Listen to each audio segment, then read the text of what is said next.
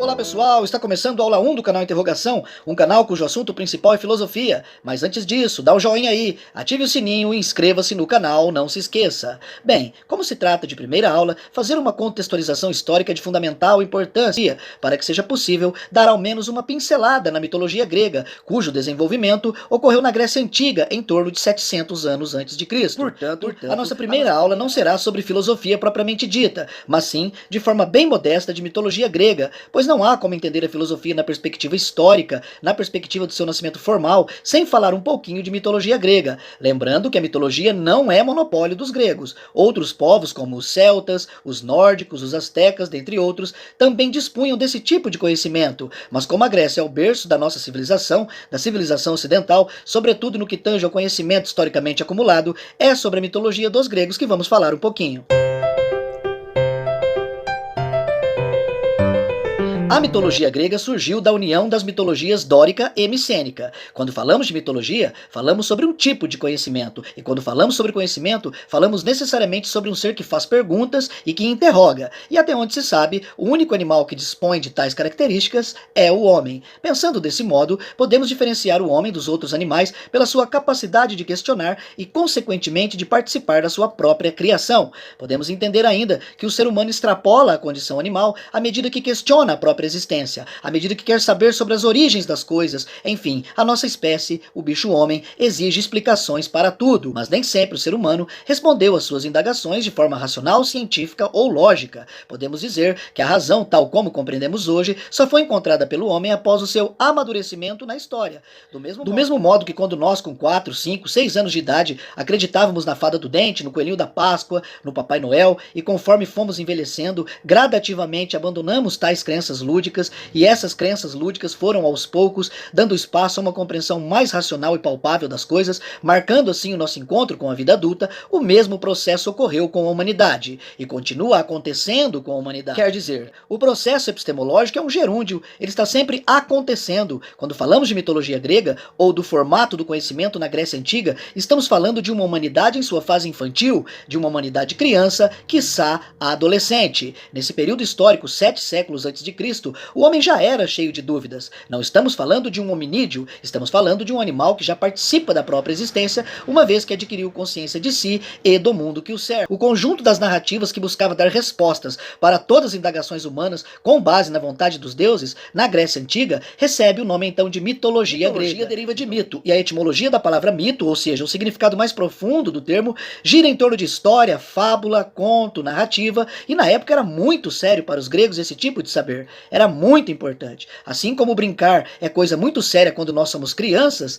o saber mítico era extremamente sério para o homem daquele contexto. Era mais que sério, era sagrado, podemos dizer assim. Mas à luz da ótica contemporânea, ou seja, com os olhos atuais, a mitologia não passa de narrativas que dispensam critérios racionais. Está relacionado ao imaginário, ao fabuloso, o que não significa dizer que a compreensão mítica da realidade é inferior ou menos importante que a compreensão racional. Definitivamente não é isso. O conhecimento referenciado nos deuses gregos foi de fundamental importância para o progresso da civilização ocidental. A gente pode entender que em tal período histórico o homem ainda não era protagonista da sua história, mas sim os deuses. Quem ocupava o centro epistemológico eram os deuses e não o homem. Por isso podemos dizer que a mitologia grega marca um momento teogônico, um contexto em que tudo se explicava pela genealogia dos deuses. Por que deuses e não Deus? Por que quando falamos de mitologia grega falamos sempre em Deus no plural? Porque o povo grego nesse momento era politeísta, ou seja, cultuava várias entidades, diferente da nossa sociedade monoteísta atual. Zeus, Apolo, Poseidon, Afrodite, Perséfone, tinha Deus para dar sentido a todas as coisas de ordem humana. O homem ainda não era capaz de responder, fazendo uso da razão. Então tudo era explicado à luz do saber mítico. Por exemplo, o fenômeno raio, que hoje entendemos através das explicações da física, que se trata, grosso modo, de descargas elétricas, na mitologia grega, significava a fúria de Zeus, o maior deus grego, abaixo do qual se encontravam todos os outros deuses. O mar revolto informava ao homem que Poseidon, o deus dos mares, estava zangado, e não era apenas sobre os fenômenos naturais que se manifestava o humor dos deuses, a vontade dos deuses, mas também sobre a vida pessoal do homem, a vida afetiva, os infortúnios, as coisas boas e também as coisas ruins estavam diretamente atreladas à vontade dos deuses.